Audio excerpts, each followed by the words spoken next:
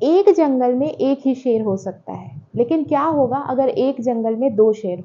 तो होगा हमेशा एक वॉर पावर का। और यही वॉर चलता है इंडिया में between parliament and judiciary.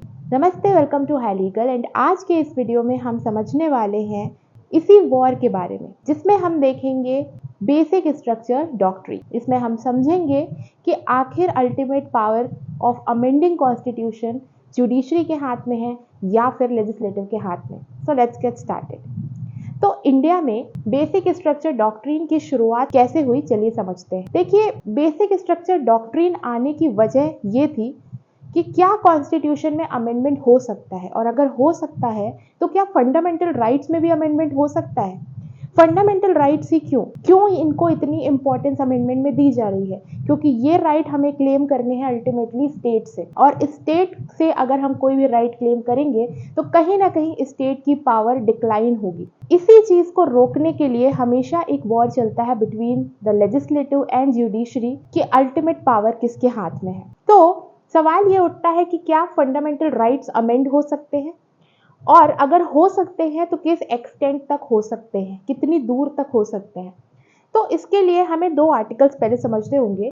Number 1 is article 13। Article 13 judicial review की बात करता है, जो ये कहता है कि अगर पार्लियामेंट कोई भी ऐसा लॉ बनाती है जो फंडामेंटल राइट से इनकंसिस्टेंट हो, यानी जो बात फंडामेंटल राइट बोल रहे हैं उससे वो अपोजिट बात कह रहा हो, तो ऐसा राइट अनकॉन्स्टिट्यूशनल डिक्लेयर हो जाएगा।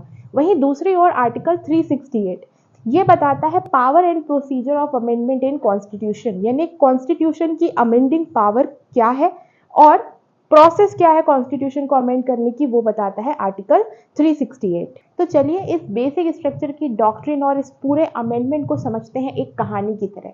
तो ये कहानी शुरू होती है फर्स्ट अमेंडमेंट 1950 से। देखिए, इंडिया का कॉन्स्टिट्यूशन 2 साल 11 महीने और 18 दिन में बनाया गया, फिर भी इसमें अमेंडमेंट की ज़रूरत पड़ी।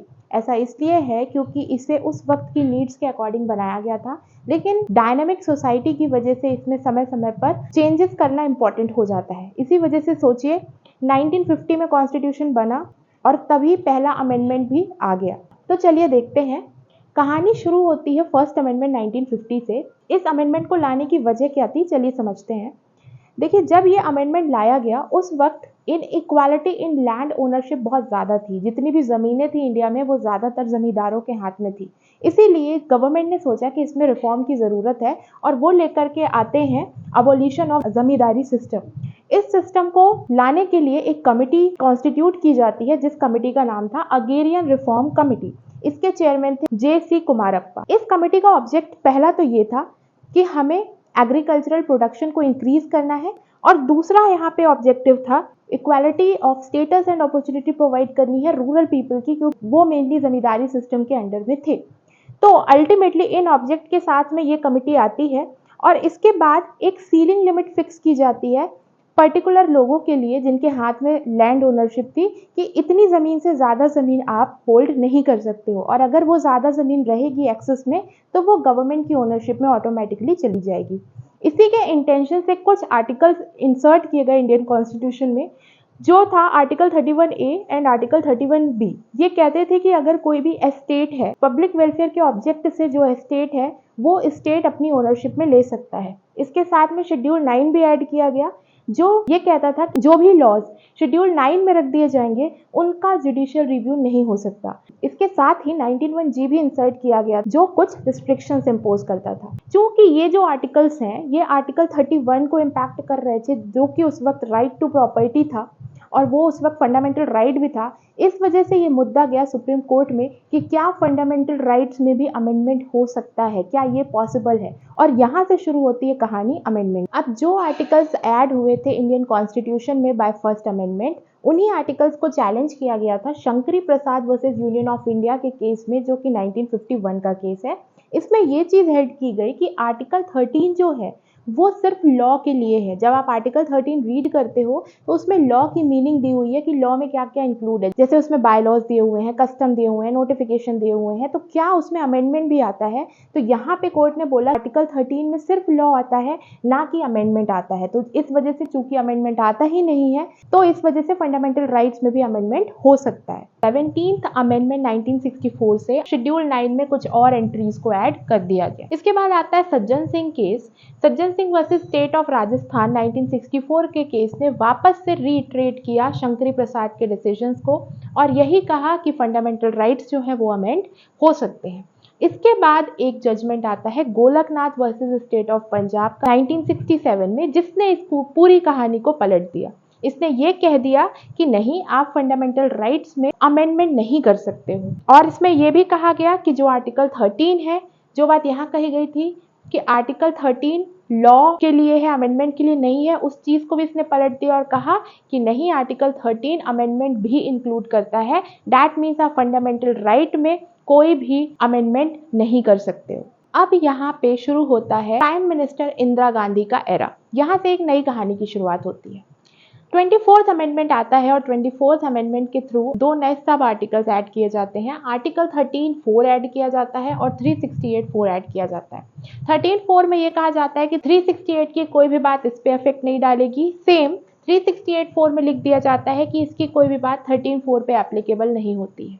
कहने का मतलब यहाँ पे जुडिशियल रिव्यू और पावर ऑफ अमेंडमेंट को बिल्कुल ही एक दूसरे से अलग कर दिया गया। इसके बाद आता है 25th अमेंडमेंट, जिससे ऐड होता है 31C और यहाँ पे दो बातें जोड़ी जाती हैं। पहली बात ये जोड़ी जाती है कि अगर कोई भी directive principles of state policy को एप्लीकेबल करने के लिए कोई लॉ बनाया जाता है, पब्लिक वेलफेयर के लिए कोई भी लॉ बनाया जाता है जिससे कि directive principles of state policy effect में आए, और अगर ऐसे लॉज फंडामेंटल राइट्स को भी इम्पैक्ट कर रहे हैं या एब्रिज कर रहे हैं, जैसे कि आर्टिकल 14, 19 और उस वक्त आर्टिकल 31 राइट टू प्रॉपर्टी भी फंडामेंटल राइट था, तो ऐसे लॉज इनकंसिस्टेंट नहीं माने जाएंगे, अनकॉन्स्टिट्यूशनल नहीं माने जाएंगे। और ऐसी किसी भी पॉलिसी को जो कि डीपीएसपी को इफेक्ट में लाने के लिए बनाई गई है और जिससे फंडामेंटल राइट्स एब्रिज हो रहे हैं, उसका हम जुडिशियल रिव्यू भी नहीं कर सकते, यानी उसे हम चैलेंज भी नहीं कर सकते। यानी यहाँ पर डीपीएसपी को फंडामेंटल राइट से ज्यादा तवज्जो दी। इसके बाद 26th अमेंडमेंट आता है। इसमें अबॉलिशन ऑफ प्रिवी पर्स किया जाता है, यानी एक सर्टेन अमाउंट दिया जाता था ओनर्स को, उसको अबॉलिश कर दिया गया। देन 29th अमेंडमेंट आता है। इसमें लैंड रिफॉर्म एक्ट्स कुछ ऐड किए जाते हैं शेड्यूल 9 में। अब इसके बाद अल्टीमेटली आता है केशवानंद भारती का landmark judgment, Kesavananda Bharati versus state of Kerala, जिसमें आती है हमारी बेसिक स्ट्रक्चर डॉक्ट्रिन। इसमें ये चीज सुप्रीम कोर्ट क्लियर करती है कि आप पूरा कॉन्स्टिट्यूशन अमेंड कर सकते हो, जो चाहे अमेंड कर सकते हो, लेकिन आप बेसिक स्ट्रक्चर अमेंड नहीं कर सकते। अब ये बेसिक स्ट्रक्चर आखिर है क्या? बेसिक स्ट्रक्चर कहता है कि जब कॉन्स्टिट्यूशन बनाया गया तो किस इंटेंशन से मेकर्स ने कॉन्स्टिट्यूशन को बनाया है, उन मेन इंटेंशंस को, उन मेन फीचर्स को आप अमेंड नहीं कर सकते। सपोज ये कोई घर है और ये उसके 4 पिलर्स हैं, आप उस घर में फ्लोर चेंज कर सकते हो, रूम्स रेनोवेट कर सकते हो, लेकिन इन 4 पिलर्स को नहीं गिरा सकते। अब वो 4 पिलर्स क्या हैं, वो फीचर्स क्या हैं, वो बेसिक प्रिंसिपल्स क्या है, ये कोर्ट ने इसमें कोई लिस्ट नहीं दी और ये कह दिया कि ये लिस्ट जो है ये समय आने पर जैसे जैसे चैलेंज होंगे कोर्ट में वैसे वैसे बताया जाएगा। और यहाँ पर कोर्ट ने एक बैलेंस्ड अप्रोच रखी और ये चीज क्लियर कर दी कि कितनी पावर है लेजिस्लेटिव के पास में कॉन्स्टिट्यूशन को अमेंड करने की, और ये भी क्लियर हो गया कि उनके पास अनलिमिटेड पावर कॉन्स्टिट्यूशन को अमेंड करने की नहीं। केशवानंद भारती केस की डेट याद रखिएगा, 24 अप्रैल 1973 को इसका जजमेंट आया था और ये डेट अभी हमें काम आने वाली है। आगे देखते हैं। इंदिरा गांधी एरा में होता यह है कि जब इलेक्शंस होते हैं तब Allahabad high court Rajnarayan versus state of UP के केस में 1975 में इंदिरा गांधी को गिल्टी पाती है इलेक्टोरल मैल प्रैक्टिस के लिए और उन पर लग जाता है 6 साल का इलेक्शन लड़ने से बैन। इसके बाद होता यह है कि इंदिरा गांधी को डायरेक्ट किया जाता है कि वो पीएम की कुर्सी पर नहीं बैठ। अब इस केस के खिलाफ यहाँ पर डिसीजन इंदिरा गांधी के अगेंस्ट होता है, तो इसकी अपील पेंडिंग रहती है सुप्रीम कोर्ट में। इंदिरा गांधी गवर्नमेंट लगा देती है इमरजेंसी लगने के बाद और सुप्रीम कोर्ट में हियरिंग के एक दिन पहले 39th अमेंडमेंट आता है और 39th अमेंडमेंट इंट्रोड्यूस करता है आर्टिकल 329A और हटा देता है आर्टिकल 71। आर्टिकल 329 ये बोलता है कि कोई भी डिस्प्यूट अगर रिलेटेड है प्रेसिडेंट के इलेक्शन से, प्राइम मिनिस्टर के इलेक्शन से, वाइस प्रेसिडेंट के इलेक्शन से या फिर स्पीकर के इलेक्शन से, तो सुप्रीम कोर्ट उसे ट्रायल नहीं कर सकता। यानी सुप्रीम कोर्ट की जुडिशियल रिव्यू की पावर यहाँ पर 329A ले लेता है। और ये बेसिकली इसी इंटेंशन से किया गया था कि इंदिरा गांधी को पीएम की कुर्सी छोड़नी ना पड़े। अब इसके बाद 42nd अमेंडमेंट आता है 1976 में और इसे मिनी कॉन्स्टिट्यूशन भी कहा जाता है क्योंकि इसने बहुत सारे प्रोविजंस ऐड किए थे और हटाए भी थे। हम सिर्फ बेसिक स्ट्रक्चर से रिलेटेड प्रोविजंस देख रहे हैं, जिसमें कि यहाँ पर अनलिमिटेड पावर दे दी गई अमेंडमेंट की पार्लियामेंट को और यहाँ पर 31C को भी दोबारा यहाँ पर अमेंडमेंट कर दिया गया। अब जब इलेक्शंस होते हैं तो यहाँ पर जनता पार्टी विक्टोरियस पार्टी एमर्ज होती है और मोरारजी देसाई बन जाते हैं नेक्स्ट पीएम। इसके बाद जो अपील पेंडिंग रहती है सुप्रीम कोर्ट में राजनारायण वाले केस की, उसी केस में जो 329A इंट्रोड्यूस किया गया था वो अनकॉन्स्टिट्यूशनल है और उसे हटा दिया जाता है। इसके बाद जो 42nd अमेंडमेंट आया था जिसे मिनी कॉन्स्टिट्यूशन कहते हैं, वो चैलेंज होता है Minerva Mills versus union of India के केस में।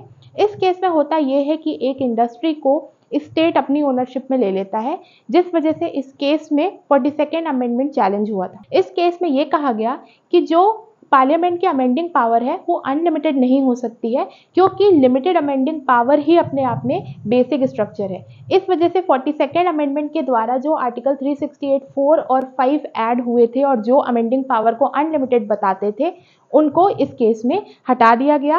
प्लस 31C को भी रिस्टोर कर दिया गया पहले वाली पोजीशन में जो 1975 में थी। यानी अब यहाँ पर जो पावर थी वो वापस से बैलेंस्ड हो गई। इसके बाद एक केस आता है वामन राव का 1980 में। इस केस में एक इम्पॉर्टेंट बात बोली गई, 5 जज बेंच थी इसमें, और इसने ये कहा कि जो बेसिक स्ट्रक्चर है वो प्रोस्पेक्टिव है, रेट्रोस्पेक्टिव नहीं है, यानी आगे आने वाले समय पर ही ये अप्लाई होगा। और इसके साथ में ये भी कहा गया जो लॉज 9th शेड्यूल में एडेड हैं केशवानंद भारती के जजमेंट के बाद, यानी कि 23 अप्रैल 1973 के बाद उनका जुडिशियल रिव्यू हो सकता है क्योंकि उस पर बेसिक स्ट्रक्चर डॉक्ट्रिन एप्लीकेबल हो जाएगी। और यही बात दोबारा से रीइटरेट की गई IR कोहलो के केस में 2007 में, जो कि बड़ी बेंच थी, 9 जज बेंच थी, और इसने वापस से वही चीज कही कि ऐसे सारे लॉज जो कि 9th शेड्यूल में 23 अप्रैल 1973 यानी केशवानंद भारती के जजमेंट के बाद ऐड हुए हैं, उनका जुडिशियल रिव्यू हो सकता है।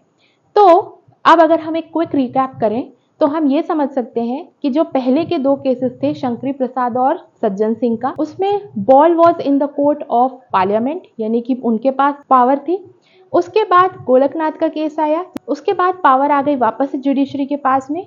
केशवानंद भारती के केस ने अल्टीमेटली सब कुछ बैलेंस्ड कर दिया और ये बता दिया कि अमेंडमेंट पावर तो है पार्लियामेंट के पास में, पर वो अनलिमिटेड नहीं है क्योंकि लिमिटेड अमेंडमेंट पावर अपने आप में बेसिक स्ट्रक्चर है। अगर आपके कोई भी डाउट्स हैं तो आप कमेंट सेक्शन में मुझसे पूछ सकते हैं। And don't forget to subscribe my channel and thank you for watching.